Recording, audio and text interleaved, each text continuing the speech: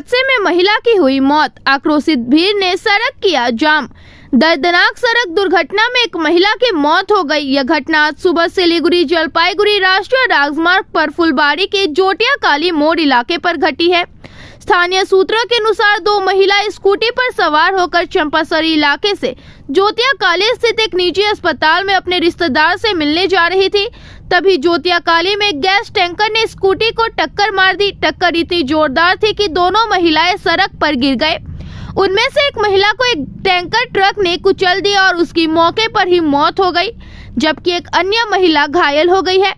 इसी बीच दुर्घटना की खबर फैलते ही आक्रोशित भीड़ ने सड़क जाम कर विरोध प्रदर्शन करना शुरू कर दिया। स्थिति को नियंत्रण में लाने के लिए एनजीपी थाने की पुलिस और फुलबाड़ी हाईवे ट्रैफिक चौकी से बड़ी संख्या में पुलिस बल मौके पर पहुंचा।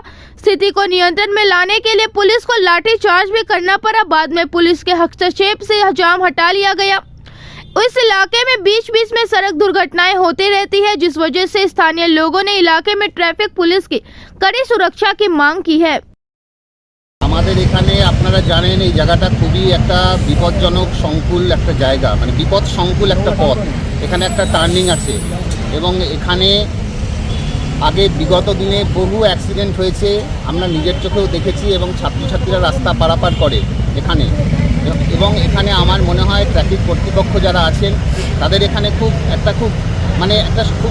শক্তিশালী একটা ট্রাফিক গার্ডের এখানে ব্যবস্থা করা উচিত। এখানে সিভিক একজন দায়িত্বে ছিলেন, তিনি আজকে হয়তো ছিলেন না বা তিনি হয়তো নিজের দায়িত্বে সেভাবে করেননি।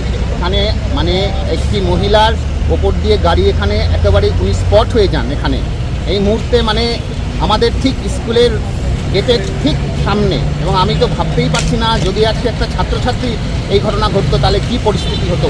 এমনি এখানে আপনারা দেখেছেন কি পরিস্থিতি, জনগণ এখানে ক্ষিপ্ত হয়ে উঠেছে। তারা এখানে নানা রকম ভাঙচুরের মতো অবস্থা তৈরি হয়েছিল, তা সেটা সামাল দেওয়া গেছে। কিন্তু এখানে ছাত্রছাত্রী, এখানে আমাদের এখানে 2000 ছাত্রছাত্রী রোজ দিন তারা এখানে পারাপার করছে রাস্তা। এবং এখানে কী পরিস্থিতি হতে পারে আমি বলবো যে এখানে আরও সক্রিয় গার্ডের ব্যবস্থা করা উচিত। এটাই আমি ঊর্ধ্বতন কর্তৃপক্ষকে আমি অনুরোধ করব।